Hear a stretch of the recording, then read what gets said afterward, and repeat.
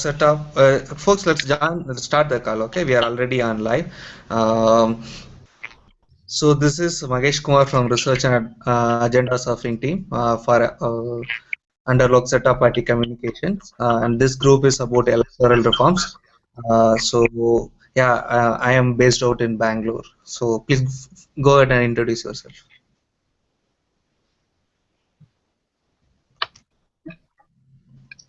Dharmadeja, Yuvraj, Rahul, Harish, please. Let's have a quick introduction. Yeah, hi all. I'm Yuvraj this side. I'm from Lok Setup Tamil Nadu unit. I'm basically from Chennai, and currently I am at Pune working for TCS. And I have been part of Lok Setup for the last 2 to 3 years. And currently I'm the R&D secretary for Lok Setup Tamil Nadu. Okay, thanks, Yuvraj. Then Harish. Hi, this is Dharmateja, and I'm a general enthusiast about Lok Sabha and its events. So, this organization, I mean, this electoral reforms group was a bit interesting to me. So I just joined to see what all I can contribute for this. Right. So you are based out from where, Dharmateja? I'm from Vijayawada, Andhra Pradesh. Okay. Rahul? Hi Mahesh, this is Harish from Warangal, Telangana. This is the first time I'm on electoral reforms link. Okay. As I'm very much interested in electoral reforms, I was assigned for this. Okay. And I'm the co-convener of this district, Warangal district. Okay. Cool. Yeah, welcome. This is the first, discussion call. We had an introductory call last week, so this is the first call. Yeah. Okay. Rahul?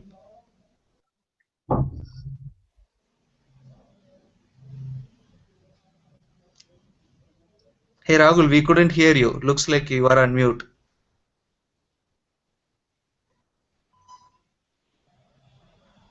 Okay.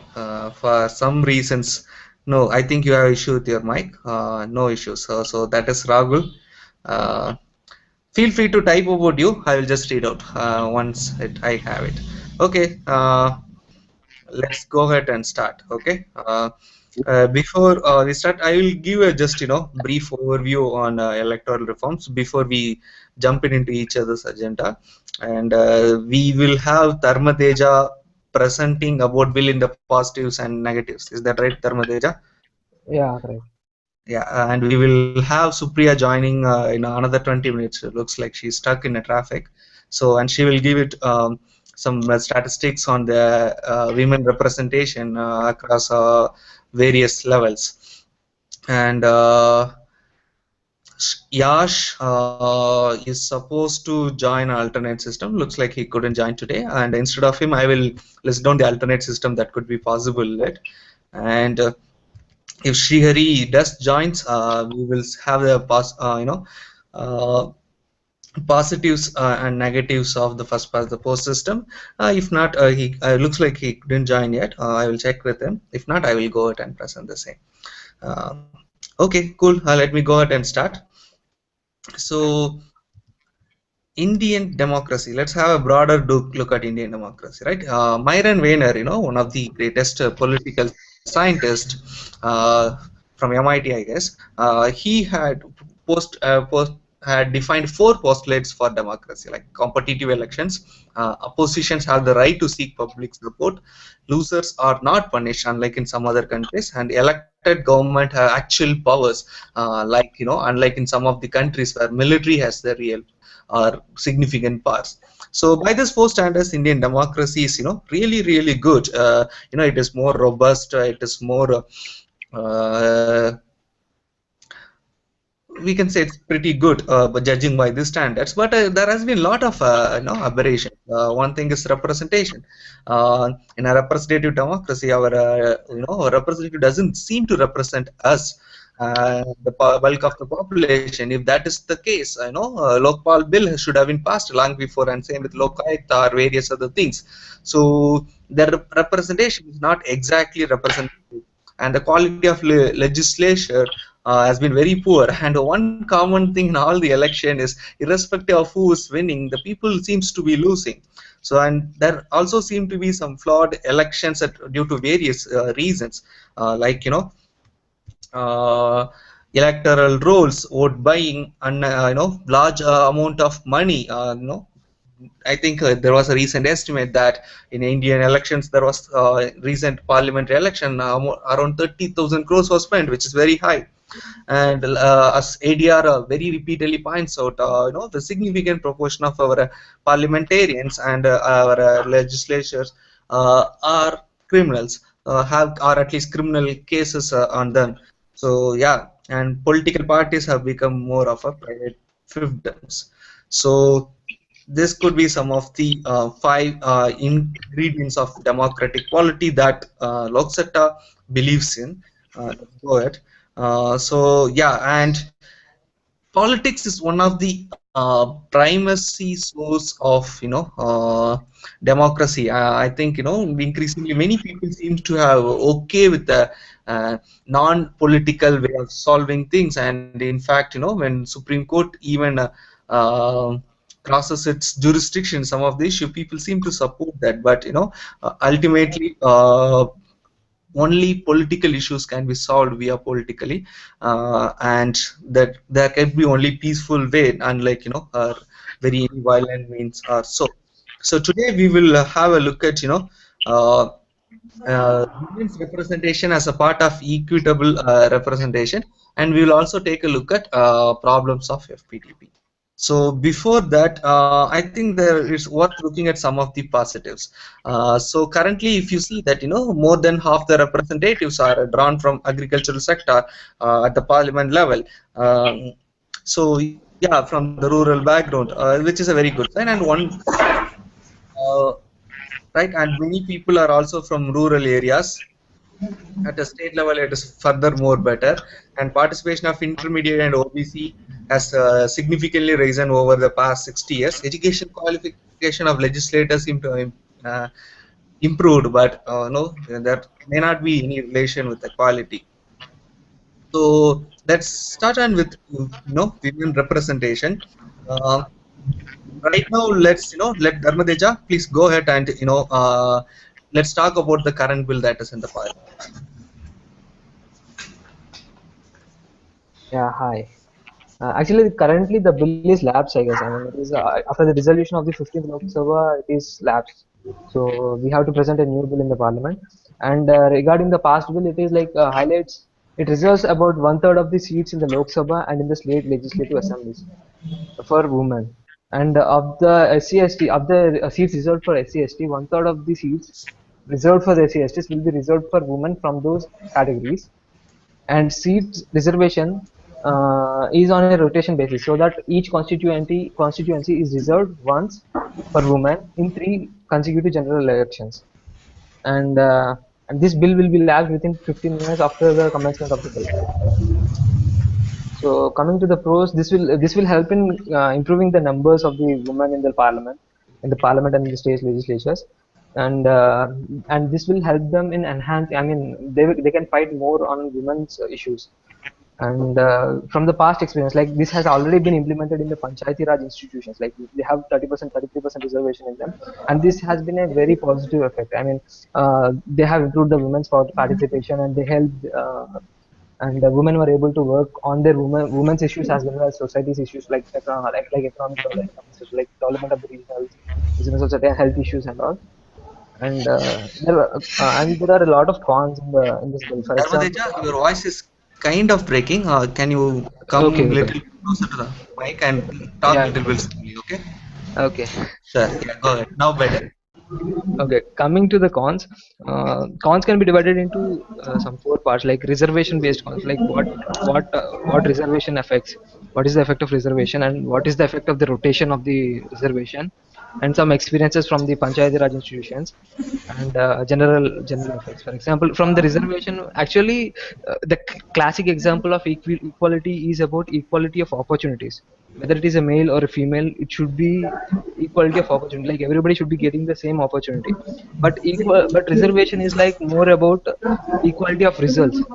Results should be should be based on merit, not on any gender or anything like that. It should be on merit. And women elected in this way may be sidelined because they may not be competing other males on a merit basis, so they may be sidelined, and they will be more like ornaments. And this may increase general hate because whoever have been displaced because of this reservation may feel like women are dominating us or whatever. They may not be liking this, and that may create like some taking revenge on them or whatever. And it is undemocratic because they are not giving full opportunities for the voters to choose from. They are only giving only one gender they can choose from. And this will also encourage women from only allied groups. Like this will not help from other background groups to come, women from other background groups. And also the political who are present political candidates, like who are currently standing in their seats, they may choose to put up their own women from their own family, and not from other sections. And reservation they did not speak about reservation in Rajya Sabha because there is one problem with the type of election to the Rajya Sabha, because it is due to single transferable vote or something. And coming to the rotation of the seats reserved for the women, this will create, like for example, currently let's say there is women currently, if they two-thirds of the seats will be two-thirds of the increments will be unreserved, because women the next there will be sets, like uh, from the second set when they are moving to the third set. uh, okay, you get it right. And effects of dollar, and this will actually rotation means only once in every 3 elections. That means this is not a permanent effect. Women may not be able to win the next time when the seats are unreserved. For example, in the past Panchayati Raj elections, from this has been happening. Panchayati Raj elections have been this way, the reserved way have been happening for the past 15 years. And of that, 85% of the women were not able to win their seats after their seats were unreserved. So this brings a question mark on whether this system was effective.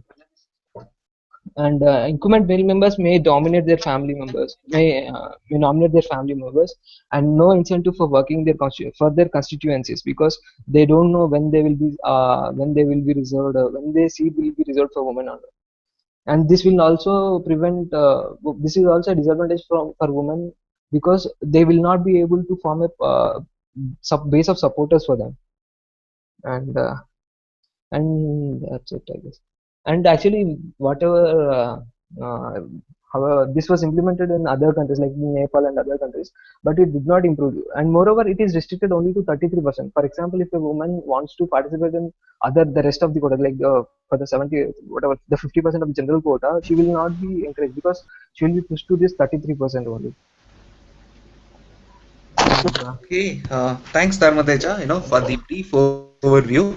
I think this women's bill has been around there for a long time in the parliament, yeah, 96. irrespective. 96, yes. So, and also it has been consistently, expiring since then. And also, local bodies, this has been already implemented, as Dharmadeja pointed out. Just I'm recapping the quick points. So most of the states have 33%. Some states indeed have more than 33, like 50%. Gujarat has 50% reservation for women in local bodies, and also I think Maharashtra notified it. I think also Tamil Nadu has it, I guess. So yeah, so some of the states do have 50%. So as rightly pointed out, current mechanism is by rotation, and this also is kind of, as rightly he said, it has the consequence of unstable women leaders, or rotation is not very good. 1/3 of the constituency being rotated means the incumbent cannot come out from 2/3 of the same. You cannot have the same candidate, so that is kind of a problem.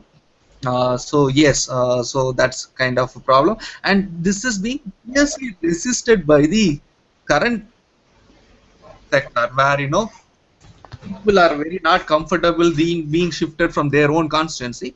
So the incumbent legislators are not very fond of this. So politically, this has a very huge resistance. That's why irrespective of having a women chairman of the UPA, still we couldn't get this bill to pass. So I think this bill has faces a lot of political resistance as well as it has a lot of minuses. So I think it's worth looking at some of the alternative systems. So let me go ahead and look at some of the alternatives. So before that, if you have any questions on this, I think feel free to go ahead and ask. Dharmateja try to answer about the current bill in the parliament. Please go ahead.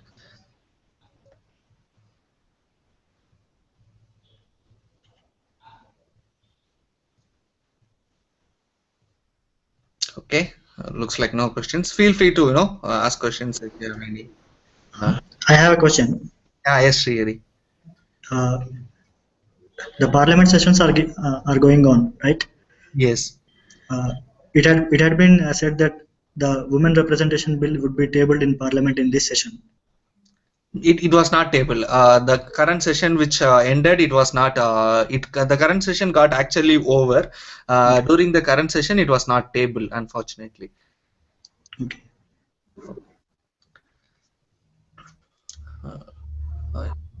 Right. So Dharmadeja, you want to add any point that I missed? No, I emailed it right. Okay, cool.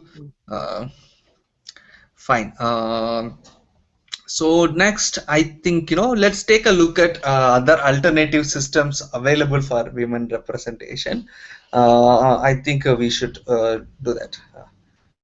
Let me go into alternative systems. Just give me a moment while I flip the slides.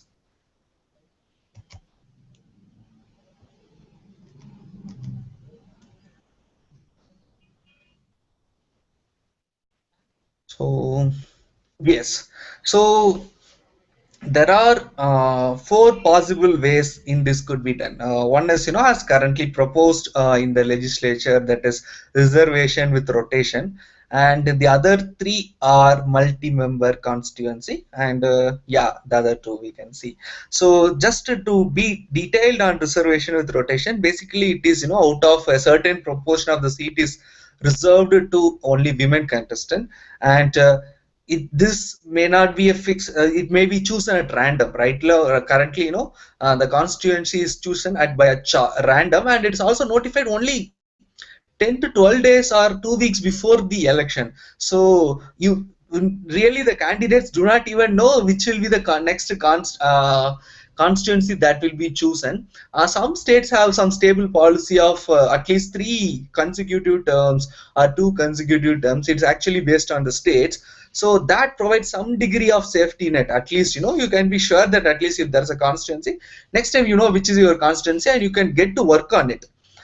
So that problem is also there. It gets notified very delayed, and the problem is once this rotation happens, actually what it does is, if it is 33%, in the current 33% people will not be, the current incumbent legislator will not be able to contest, and also among the other remaining 66%, the another randomly we are going to choose new 33%, and that is also not going to be possible for the incumbent legislator to contest. So out of 100, close to 66% of the incumbent legislator will not be able to contest in the same constituency again. This is a very, very, very unfortunate system, and that's why the legislator also fiercely resisting the current system. So this is the one of the method that it could be done. And the next one is multi-member constituency. Multi-member constituencies, in the sense like you, rather than having a single constituency, you can have a multi-member constituency. Say you can club 4 or 5 constituency together, and out of which you can have elections together for this. Say currently it's 33% or whatever, and out of this 33%, okay, fine. Let's, one second. The PPT seems to be not coming in YouTube. Let me fix that. Okay, now it should be available, I guess. Thanks, Hemant, for letting us know. Uh, so, okay, let me continue. So, fine. Hemant has also joined our call. So sorry, I lost my chain of thought. Yes, multi-member constituency. So among the three let's say, in a five constituency, we club 5 seats together, or say for case of 33%, let's say 3 seats together. What we will do is, out of the three constituency, we will select 3 members, and out of it we will guarantee that the one of them will be topmost women. So this could be one way of doing it. This multi-member constituency is one way of doing it, and so thereby we guarantee that, at least 33%, and they also have a little bit wider choice rather than a fixed constituency. Out of three, you also ensure that, uh, they have a little bit more choice. And but again, multi-member constituency has its disadvantages of, you clearly don't have association between the constituents and the candidates, and all those things are under slight problem. So that is one problem. And second is compulsory party quota for women. So what by compulsory party quota for women we mean is, women parties, right, currently they will allot 33 percentage of their candidates to be women. And also, if they don't do that, we can also, give some disincentivize to the parties, like, for every 1 seat they don't appoint a women candidate, we can equally, reduce the party we will not allot the party symbol for 2 of their candidates, so that, there is some penalty for not nominating or reaching the bar. So that could be one way of putting it. And also we can guarantee that this they don't put the women into their weak constituency, they put it into the some of the, we can claim rules, like, we can create sectors, like saying that, for every consecutive 6 constituency, at least they should have 2 women. Otherwise, for every 1 woman not being there in the associated constituencies, they will not be able to get the symbol. So this could be some way. The advantages with this method is, so parties will try to nominate the same women candidate again and again in the same constituency, and this will at least allow women to groom, actually, nourish in a particular constituency. At the end of the day, whom to nominate in which place has to be political decision. It cannot be out of reservation, where it forces parties to candidate in a particular constituency. So this has to be a political decision. So in that particular sense, I think this is a better thing. So that is about compulsory party quota for women, and also proportional representation with party list. So let's say proportional representation of system is there, we can always guarantee that, like in some countries, out of this many party list is such that, party will provide you a list of candidates based on their list. Like, in some countries they will conduct internal elections within the party, and they will list down the candidates based on their votes. And once the election is over, based on the amount of votes acquired by the party, assume say some 10% of the party has got 10% votes, then the party, among the party list that has been given to the election commission, the top 20 candidates, or whatever the required 10% candidates, are picked from the top list.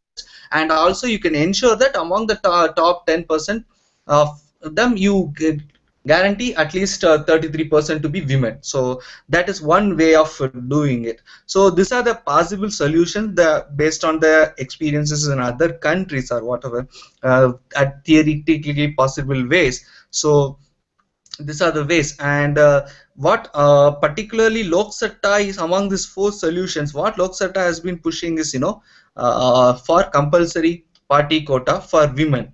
And if you want to go a slight look into the statistics, really women representation has declined very much since the independence. In Lok Sabha, as it has been pointed out in the PPT, right? It is 6.15%, and Rajya Sabha it's 9%. The average so far, and state legislatures are very low. just less than 4.1%. I mean, a 50% of the population having representation less than in a single digit, it's really bad. So to be have a look at the statistics. So why do we, among the various solutions, why compulsory party quota is better than the others? So first of all, right, if you take a look at India's statistics on the success rate of women, if you take, when I mean success rate, you take all the total number of women candidates that are appointed, are nominated by the party, and measure how much of them got succeeded, and you do the same for men also. So if you take a look at it, success rate of women is higher than in fact men. It's very, at least 70% higher than that of men. That means the electorate is not rejecting women, rather than the party is rejecting women. So the electorate is not biased against women. That's a very good news. So mostly people go and vote for the party. So I think the success rate of women being a positive indicates that if more women candidates are nominated by the party, obviously the numbers will increase. We don't have to go forceful reservation. So, and also if you take a look at among the party candidates, men has 26.50% of success rate and women have 32.53. So it's a, and also if the woman comes up without any reservation, she will be seen as a legitimate representative, rather than you were able to go into it only because of a reservation and no competition. Now they will that will be seen as a legitimate representative. Women coming and winning ahead some of the male candidate, they won't be seen as a proxy, they will be seen as legitimate representative. And also candidate choice, look, parties will at least get to choose candidates based on the local and political and social factors. I think it's unfair for the parties to enforce that in this particular constituency it has to be definitely women. Yeah, and it would, I think that would be a better thing, so that the party also will keep nurture women candidates, so that as time grows up, they can, even though initially they were a proxy, if they are repeated for some time, they will come a real candidates. So one advantage is you don't need no quota within quotas also. Currently, I think the complaint is they want quota within quota, right? Among the women reservation contributes 33%. They also want to replicate the other quotas that are available. Among the 33%, they want some to be allotted within for the SC and the ST candidates, and that has been a contentious issue. So such kind of things may not arise. Parties can very well choose and do that. So, and most likely to be favored by political parties and incumbent, more importantly, incumbent legislators. Incumbent legislators will not be, very only since they know the strongest candidates, party will definitely need them. They will not resist it. Currently, politically, the current bill is very hugely registered, and it could be a model for Rajya Sabha too. Currently, Rajya Sabha, the current bill does not have very, I think it does not even have provision for Rajya Sabha because of the model in which elected. So if you can make sure that parties can do this, I think this will be a model for Rajya Sabha too. So that's it. If you have, that's about the alternate system, and the system that Lok Satta thinks it will work. So this, Lok Satta worked with some of the various eminent persons, and they prepared a draft bill for alternate women system, and I think that bill is also available online. So you could also go and find it at loksatta.org. Go to Andhra Pradesh state website, and you under that publication section you should be able to see the draft bill. So yeah, now I would leave it for others to have any questions, if any.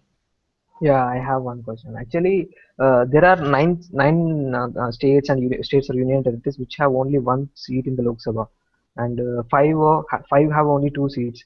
So how can you implement this party reservation for such states or union territories? That's a, I'm not very sure about it. I think I need to check. Maybe we can discuss this one in the next one. We can, one way would be Maybe we will group together the union states and tell them, yeah. But Hello. same party may not be competing in other states. For example, Goa is somewhere, But I Lakshadweep is think somewhere. the seat numbers is very small when compared to the total number of things, and yeah, Okay.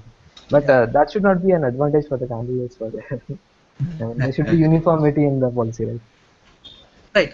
Maybe we, in such cases, we can club them with the states, and we can tell them that, hey, if you have at least, see, for example, now if it is in Pondicherry, if it is only one seats for a member of parliament, I think we cannot enforce this rule.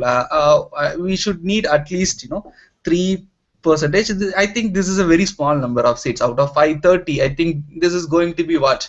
Um 12 seats out of 5. I think it's okay. Still the rest sounds fine, and broadly by the principle you are going to have 33 or 32%, not very serious deviance, I guess.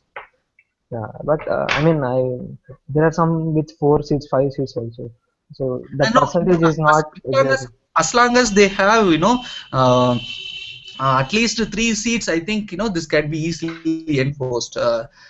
Yeah, But and in definitely, the okay, as fine. long as they have 3 seats, this can be enforced, and this is definitely better than reservation even for lesser number of states. Yeah. Okay. Right. And Kishore Kumar is asking for the question. That's a good question, by the way. Actually, Kishore Kumar is asking for the question. The question is Oh, actually, how can we implement this party quota where in which states like states are unitarists which have only 1 seat or 2 seats? So Okay. can I answer that?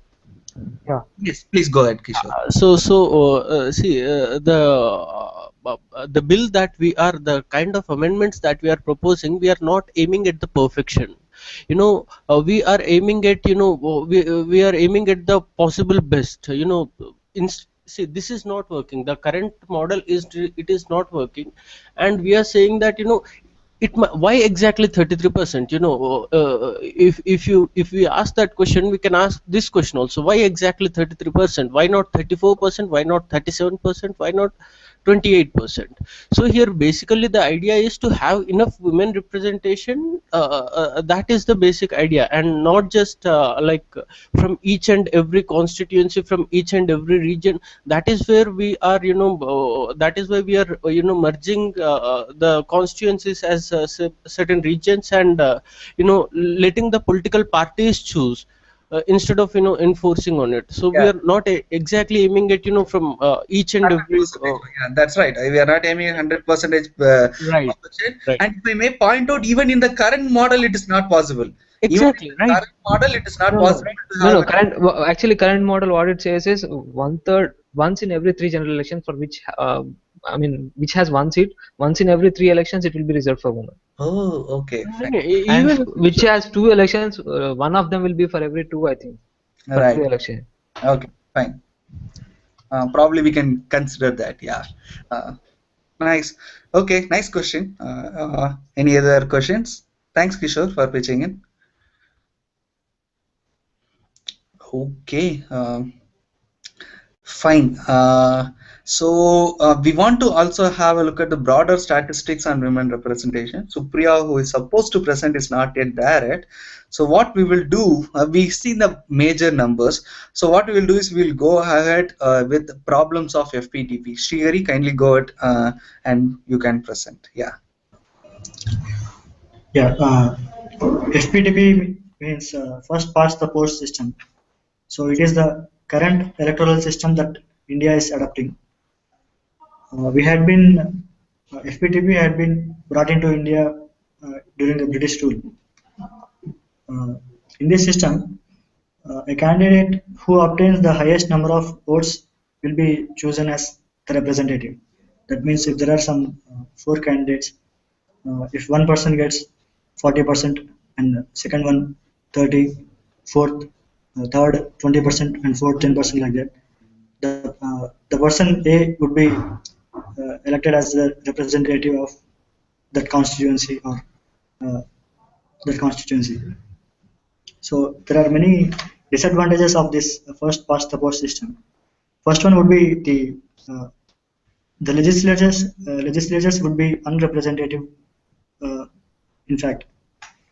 For example, if we take the most recent 16th Lok Sabha elections, the NDA government obtained 39% of the entire votes that had been polled, uh, which is less than half of what is actually polled.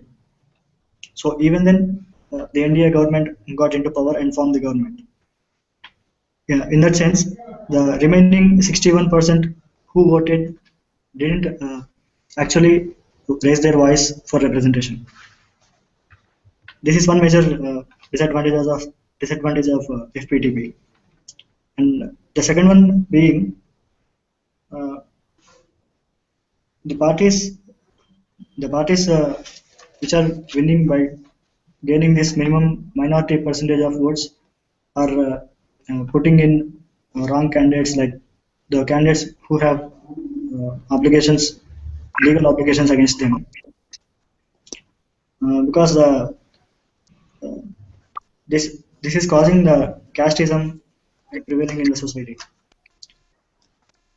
Uh, it also had been evident that the the candidates are luring the public with money, liquor, and everything during the elections and gaining the power in order to have their government. So this is the major social issue when it comes to FPTP system. And the third being the prevalence of independent candidates had been reducing due to this FPTP. When during the first election of after the independence of India, there had been quite few candidates who represented individually that they do not belong to any other party. But as the time progressed, the system had made such that the independent candidates who contested in the elections didn't even get minimum number of votes. They didn't even get the deposits. So, so this is causing the independent candidates to merge into any other political parties during the formation of government, which is in fact not the decision given by the voters that voted to that candidate. So these are the disadvantages that I had like to quote. Right. Thanks, Srihari. Uh, yes. Let me do a quick recap, and if I see to have add any missing points, if there is any. So one of the points, as he rightly pointed out, is the legislature is unrepresentative. Right? If you take the current UPA and NDA, I think it is disproportionate. The vote share between the both the parties will be very.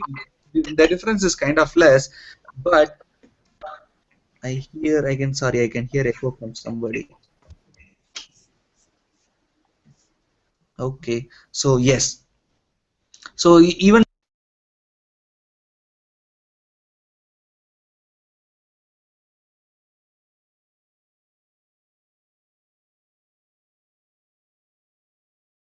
oh sorry, I was muted. Okay, yes, so as we can see in the current case, right? Between UPA and NDA, with though there is only minimal difference between their seat share, the vote share is very disproportionate. And also, if you look at the state parties like Tamil Nadu or West Bengal, where Mamta and ADMK had, their vote share is far lesser than the UPA government. But in terms of seat share, only very minor difference. I think which is very unfair. So that is one of the major problems. And to get majority, it requires only 35% of the votes polled if you take average, and which is not a very good sign. And this is also forms only 21% of the total electorate.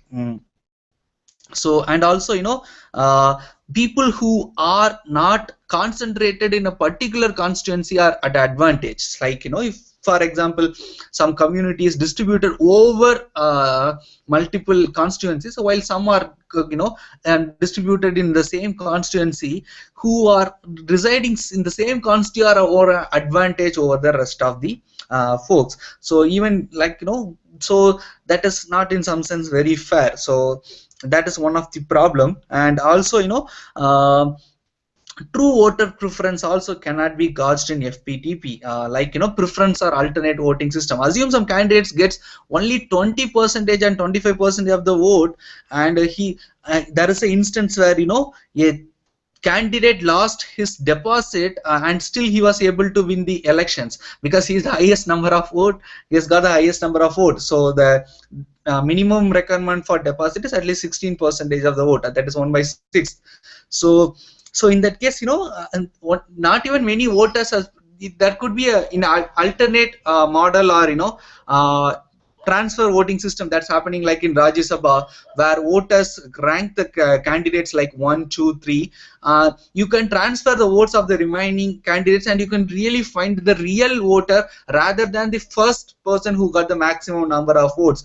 Assuming in the current scenario, the candidate with 16% of the votes, now if you transfer the rest of the candidates, what is the next preference? You could find a better way of finding who the other 84% who voted for a different candidate, did he really prefer this guy, or they would have preferred somebody who come second, and that he could have become a winner. So that are some of the possibilities. So true voter preference cannot be gauged. And also candidates cannot vote to the party. Candidates are really voting to the candidate. Let's assume you like the party and you don't like the particular candidate in your constituency. You have no ways of expressing it. Either you vote for the both of them together, or you don't vote both of it. So that is also one of the disadvantage with this system.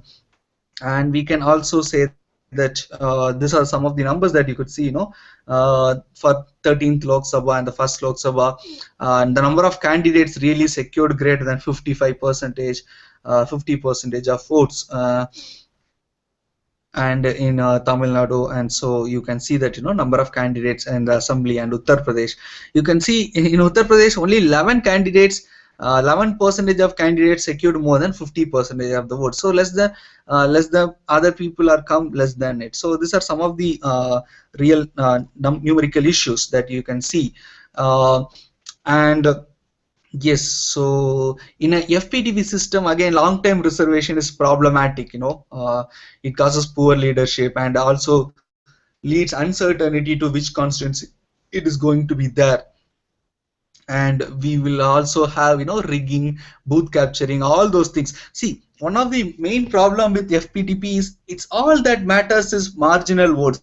It doesn't even matter that you got 35% of the vote. If a candidate gets more than 1 vote, he wins. So people are spending tremendous money for this, securing this marginal votes. So that's why rigging and booth capturing is incentivized in a constituency. At whole state level, this rigging and booth capturing is and vote buying will not even matter, because it will hold together can add only a value of 1% or 2-3%. But in a constituency wise, this 3% is very critical, because these are the votes that decide who wins. So I think this marginal votes one of the very important reason why this FPTP has is a problem. And if you take a look at the countries this FPTP has been there, it has almost ended up with 2 parties, right? There will be one major party and there will be one opposition party, and people will be alternating between these two, even though it may started with initially. So the problem is, if you want to throw the current incumbent government out, the only way for you to do that is voting to the opposition party or the second largest party. So people are always voting with the tactical voting, right? Even though they don't vote with the heart. I think this is one of the problem with Lok Sabha too, right? They might feel that you are a good party, but they definitely know you will not win, because with 10% of the vote you can't win at a state level. So they always go and vote for the second largest party to ensure that the current ruling government is thrown out. And Tamil Nadu is a very good example, where I think since last 6 or 7 times, never ever the ruling party has been coming to power. So that is one point. So yeah, and also as Srihari rightly pointed out, independence are doesn't even matter. At least in 1957 their success rate was better. Now it's 99.7% of the independents lose their deposits. At least it used to be 60% in 1957. So, and also people mostly vote for a platform and a leader. So yeah, to reject the incumbent government. So yes, I think these are some of the problem with the current system. Uh, so I leave it at that, and if we can take any questions if there is. And also there's something called gerrymandering. Gerrymandering is basically, you can redraw the constituency to reduce the potential seats of the opponents. Assume that, some of the candidates, some party has their vote share concentrated in a particular area. You can play with realigning this constituency and separating it in the way that you want, and you can reduce their vote share in the manner that you want. So that is also one negative of first past the post system. So maybe intended or unintended consequence of it. So if anybody have any questions, please go ahead. Yeah. Hello. Yes. I have two questions. One, can you go to the previous slide? Yes. Yes. Okay, here Tamil Nadu is shown that 90% of the candidates secured more than 50%. Is it because they have they follow some different kind of system, or is it some because of other reasons? No, I think it's not because of different reasons and all. It varies from state to state. The people behavior, voting pattern vary from state to state. Okay. And another question is, you were mentioning something about, say, redrawing the boundaries of the constituencies. Yes, yes. I didn't clearly understand, how that will, lead to such kind of thing. And moreover, I think, redrawing of the constituencies, this takes place, once in a long time, like more than 10 years or so. I'm not fully aware of it. Could you Yeah, expand it is more on that? currently banned actually. The redrawing is delimitation. It is called. It is currently banned until 2016 or 15. Yeah, yeah. It is constitutionally mandated, I guess. Yes, yes. I mean, I'm just talking about the theoretical possibility of redrawing constituency. In India, I think delimitation is largely done by a fairly independent body. A commission is appointed by the Yeah. government, and it goes through it, and it come up with it, and it's not done very frequently. But yeah, in a theoretical one, it was in only in a theoretical context, not particular, may not be relevant to Indian context. Okay. Okay. Cool. Nice questions. Thanks, Kishore. I have a question. Yes, yes, Srigari, please go ahead. In the countries which adopted FPTP includes the developed countries like UK and US.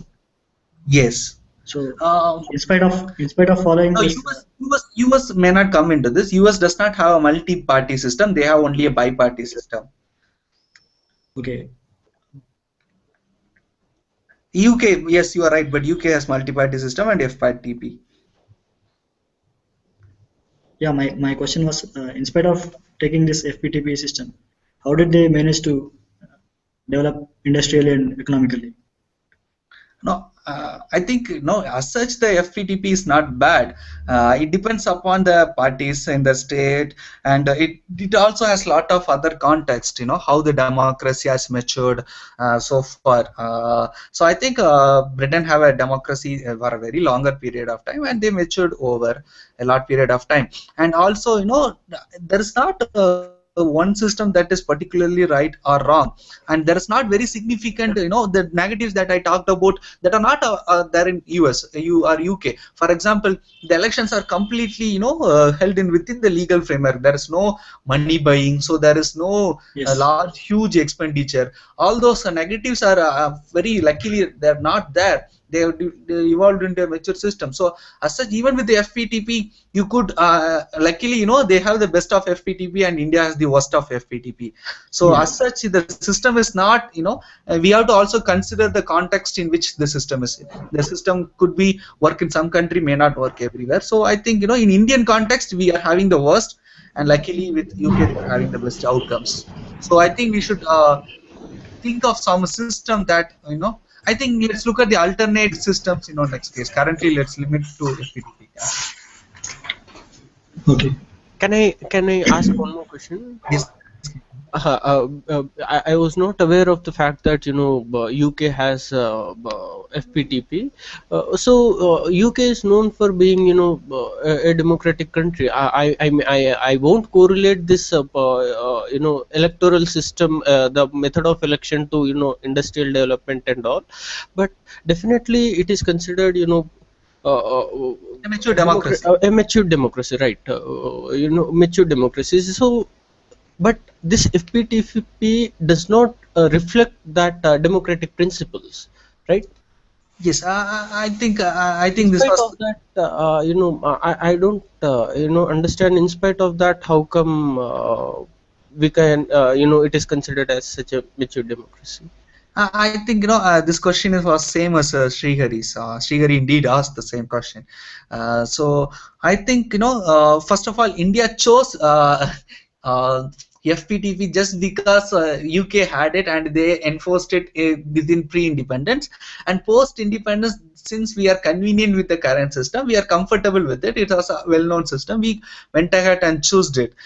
We didn't even very well evaluate other systems that are available. In fact, in post-independence, most of the countries are choosing proportional representation. If you take a look at the statistics of 202 countries that are having currently in the world that conduct elections, around 88 countries have some form of proportional representation, whereas only 40 countries have FPTP system.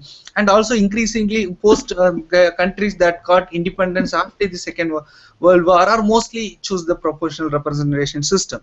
So in some sense, PR seems to be a more favorable system in most of the countries. And again, to with relevant to your questions, FPTP as such may not be bad system, provided we are able to ensure that the large amount of money is not spent, and the parties have also some degree of intra-party democracy. In India, there is by law we don't have intra-party democracy, whereas some countries have intra-party democracy by law or by practice. They have evolved a system where it is very difficult in that democracy to appoint your son as the next successor. In India, it is being very possible. So we also don't have other checks and balances, and also in some maturation of democracy, right? And in criminals are thrown out in other countries, but in India, and also they have fairly independent police system, so that criminals are also convicted very sooner. In India, the conviction takes years and years. The Chidambaram's winning case has not yet been concluded, and he is out of power. So combined with all this, other additional facts, we are having the worst of FPTP. So I think Mahesh, let me add. Sure, please go ahead and add. Yeah, I think that, see, what we have seen is that we have come from a place where a party dominated, and later on we kept on dividing.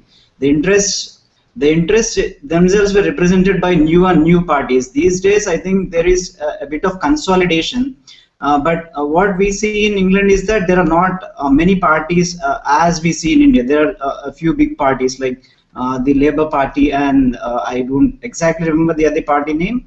But we see is that our affiliations get represented in the form of parties, and they get divided. I think we as a democracy should mature. That is my explanation.